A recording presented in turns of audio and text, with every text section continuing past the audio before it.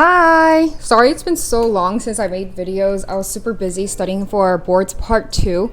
Of course, this is what the video is going to be about today. So I'm going to be going over common questions that people might have over boards. So I'm going to start with how long I think you need to study for it.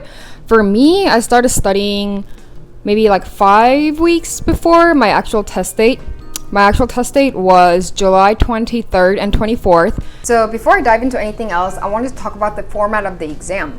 The first day consists of 400 questions, 200 and 200 questions each, and you have a lunch break. I took every break, and I recommend y'all doing the same to keep your sanity and energy during the exam. The second day consists of 100 questions, and it's divided into about 50 to 50 questions each.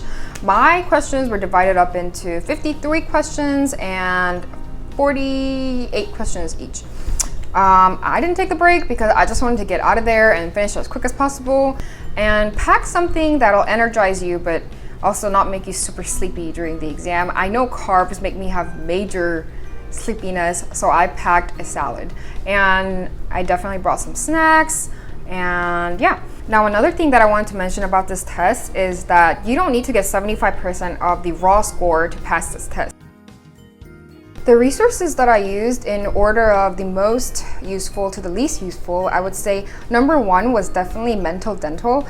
I watched his videos I think I watched almost all of his videos in each of the topics. I really liked that he had each topic organized into categories of ortho, endo, perio, patient management, and I just cannot read textbooks without pictures, and that's basically what the format of Mosby's was. So I really appreciated having his videos versus just reading a bunch of words. And he also has all the important high yield facts highlighted in red color, and I found that very helpful because I saw 70 to 80% of those high yield red highlighted facts on the actual test. So I would say his resource is where I would start out with, especially if you are not into reading dry textbooks like me. Now the second resource that I liked the most was the old test questions.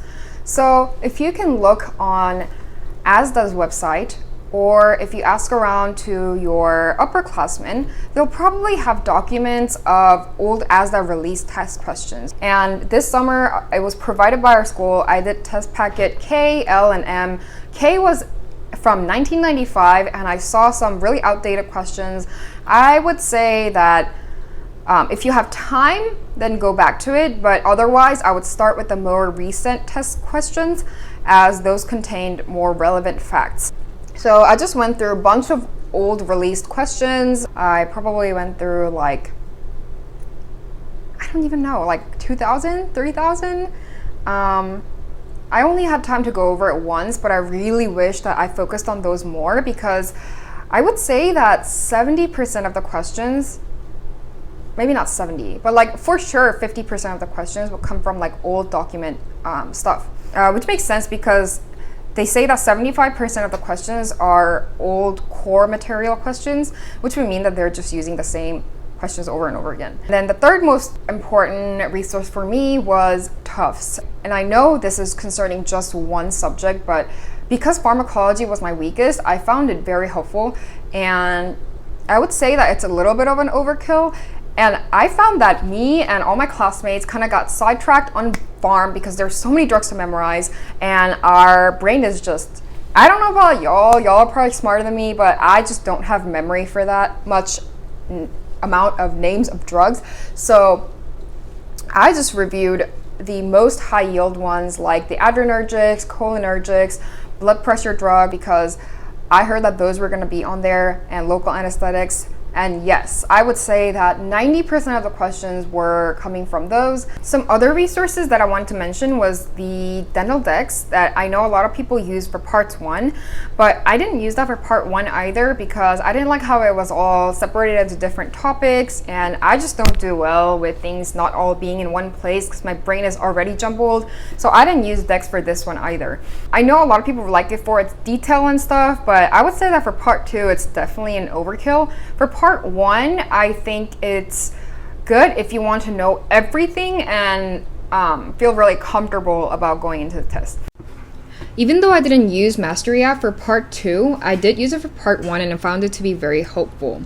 You can mark the answers that you got wrong and then come back to it for extra practice, and it also offers really good explanations.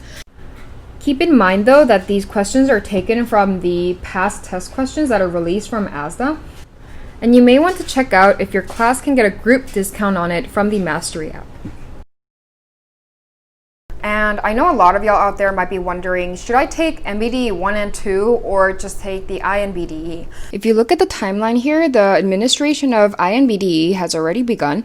Date for discontinuation of Part 1 has been pushed back to October 31st, 2020 due to COVID-19. Now the discontinuation for Part 2 won't be until 2 years later. The INBDE format is exactly the same as Part 2. So there's 400 questions on day 1 and then 100 questions on day 2. INBDE combines the topics for NBDE 1 and Part 2, and also there's no past documents for you to go off of. Versus Part 2 and Part 1, there's past documents that have been released since forever ago, and also resources that your school has or your upperclassmen might have. I think the core topics that are going to be covered are going to be the same. So I think I would still study the old documents if you have time for it. The topics are going to be much more focused on clinical stuff. I know a lot of people are scared about the format of INBDE, but I really would not worry.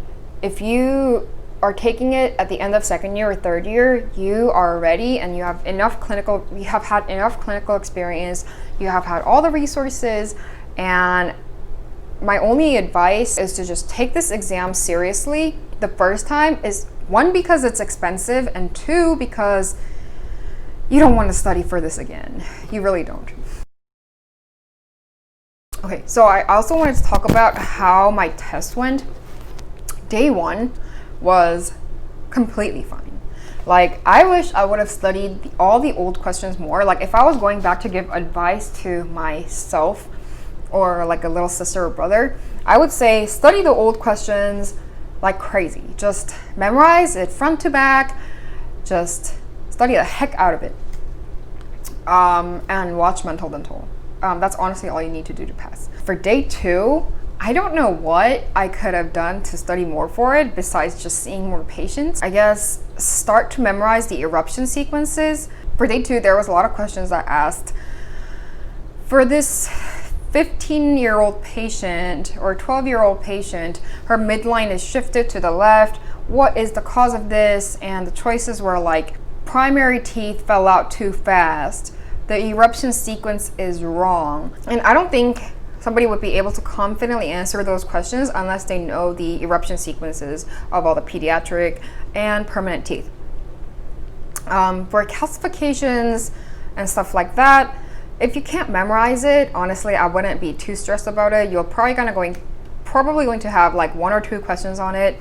If you're trying to cram this in 2 weeks, I would just focus on high-yield stuff. Another tip about day 2, I would maybe go through your pedo patients or your pedo PowerPoints from your classes to practice how to read pano. Those little teeth are super confusing already, and the picture quality is terrible. I don't know if they're gonna fix that for INBDE, but let me just tell you, everybody thought those picture qualities were terrible.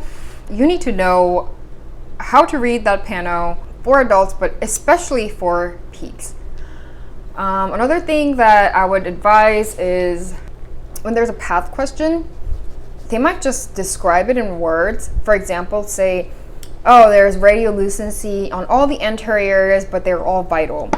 Now that's obviously segmental dysplasia, but they might also just give you a random picture and say, oh, what do they have?